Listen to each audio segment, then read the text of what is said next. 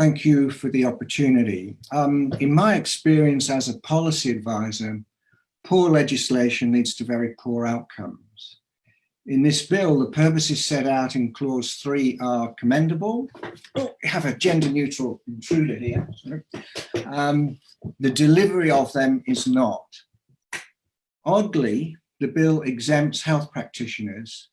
To my understanding, this departs from most overseas legislation and detracts from the bill's stated purpose to prevent harm from health practitioners. The bill's explanatory note refers to research on conversion practice, and the minister has spoken of scientific evidence. Good, science proceeds by clear definitions and precise measurement, but the bill is vague. Clause 5 speaks of any practice directed toward. This vagueness cuts any anchor to scientific research. Such broad coverage also undermines the bill's stated purpose to promote open discussion. Fear of criminal breach will dampen discussion.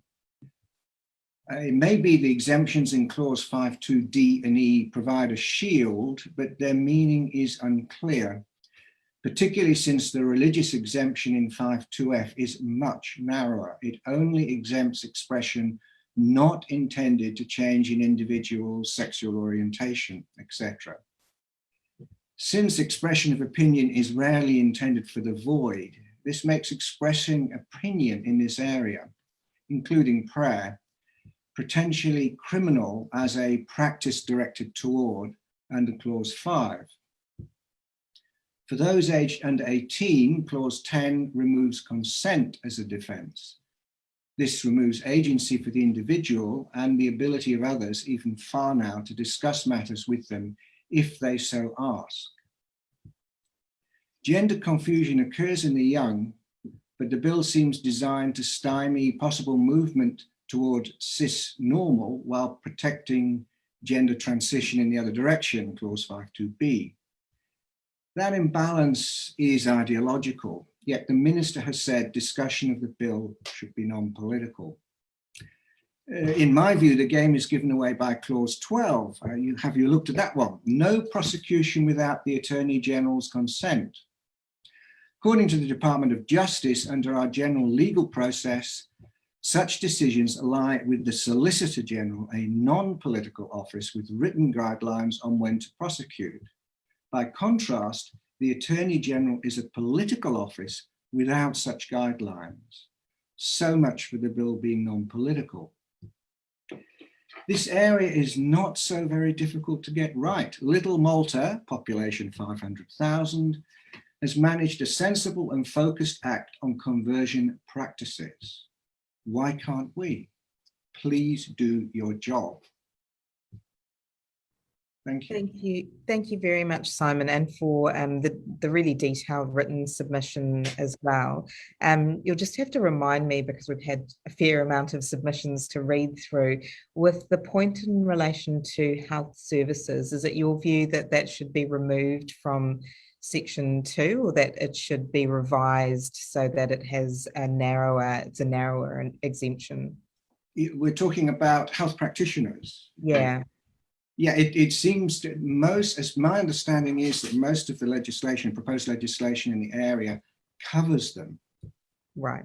That is, if you're going to go down this route, cover them, rather than focusing on non-health practitioners and apparently on discussions by ordinary people. It seems to me you've got it the wrong way round, or the focus is very odd in this bill as it stands.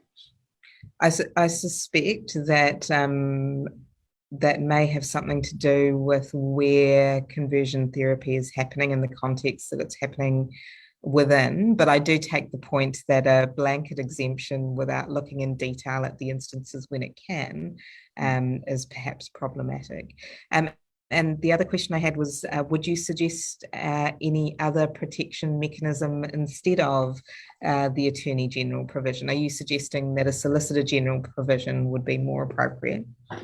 Well, is there any criminal law that brings in the Attorney General? I'm not aware of any. It's peculiar. It suggests that there is no confidence in the drafting of this legislation.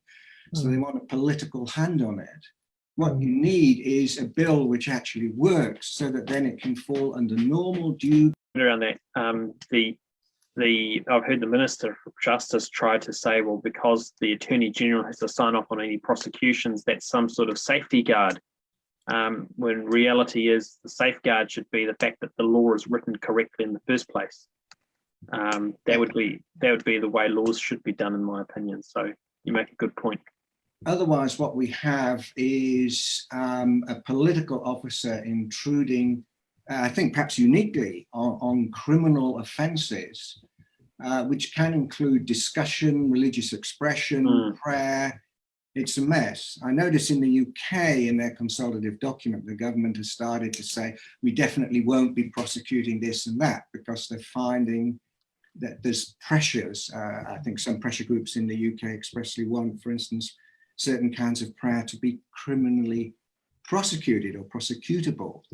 There's a very tense area, and the bill is doing, in my view, a very poor job. I'm dismayed, frankly, that you should go out for consultation with a mess like this.